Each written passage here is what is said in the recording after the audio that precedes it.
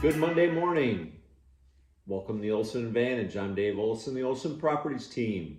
We're going to dive back into the email bag or text bag and answer some questions. I'd like to thank Roberta, Amon, I hope I'm saying that right, and Andrew. They would like to know how are people searching for homes currently? Who's doing the buying? And what exactly are people buying in this current market? So let's look at this. So as of right now, and this is through the month of November, 47% of recent buyers' first step for looking for a home was online. That's not a big surprise. While 78% of buyers first contacted a real estate agent before looking at anything in person. That's going to open houses, that sort of thing. 86% of recent buyers found their real estate agent to be very or somewhat useful. 86%. Could be higher, I would hope. Buyers typically search for 10 weeks and looked at a median number, so half or above that, half or below that, number of homes, 5 homes, and viewed at least 4 online. The number of weeks searching for a home grew from 8 weeks in 2020 up to 10 weeks in 2021 for the same time period. So people are obviously taking longer, and that's no surprise in this market. That makes sense. Nearly all the buyers used online tools in the search process. 96%. Of that, a majority, 60%, was done on their mobile devices, 30% done on a desktop or a laptop. 91% of recent buyers were at least somewhat satisfied with their home buying process. Again, not exactly crushing it, but Apple's at like 92, 93%, so I guess that's okay. So who's buying? First-time home buyers made up 26% of homes purchased, which is down from last year's 34%. So that's a pretty significant haircut. This is the lowest share of first-time home buyers since the data has been collected. Didn't say how far back they went on that. The typical first-time home buyer was 36 years old this year, rising from 33 last year. COVID actually dropped it down to an all-time low, and that was 2 years ago. While the typical repeat buyer age climbed to 59 years. Both are all-time highs, so that's interesting. 61% of recent buyers were married couples. 17% were single females. Found that very interesting. 9% were single males, and 10% were unmarried couples.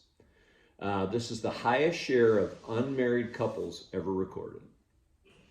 I don't know if that says anything about home buying or just people not willing to make a commitment, but obviously they bought a house, right?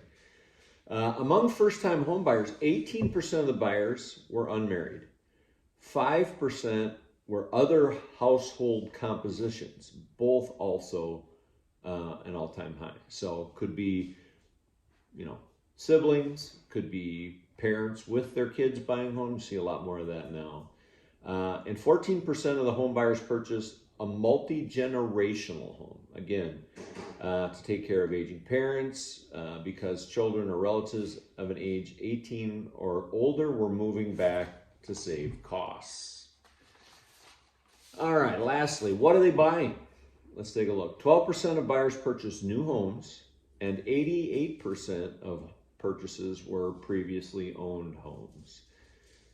Most recent buyers who purchased new homes were looking to avoid renovations and problems with plumbing and electricity. Those were the biggest things mentioned. Buyers who purchased previously owned homes were most often considering a better price as their primary motivation. They thought they might get a better deal. Detached single-family homes continue to be the most common home type purchased at 79%. Followed by mobile or manufactured housing at 8%. So the other bucket would be condos, townhouses, Gemini homes, those type patio homes, and the like. Senior-related housing held steady at 7% this year for buyers over the age of 60. 17% of buyers typically purchasing condos was at 8%, and you roll in townhouses here. Arizona, we have all sorts of different buckets. We have Gemini homes and all sorts of different vernacular, but they made up about 8%. The median distance between homes that the recent buyer purchased and the home they moved to was 50 miles. I found that very interesting. That's up significantly, which from 2018 to 2021, that distance was only 15 miles. So that is a 3x, right? For buyers, 49% cited quality of the neighborhood was the single most important factor when terminating the location. Convenience to friends, family, and affordability of the home made up 37%. Buyers typically purchase their home for 100% of asking price. That's year over year through November.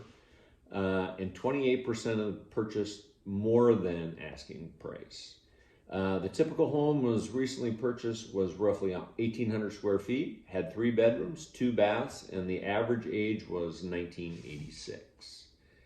Overall, buyers expected to live in their homes a median of 15 years when asked, while 28% said they would never be moving. Now, we know that people on average move every 8 years in Arizona, but doesn't mean that isn't what you're thinking when you move in the door.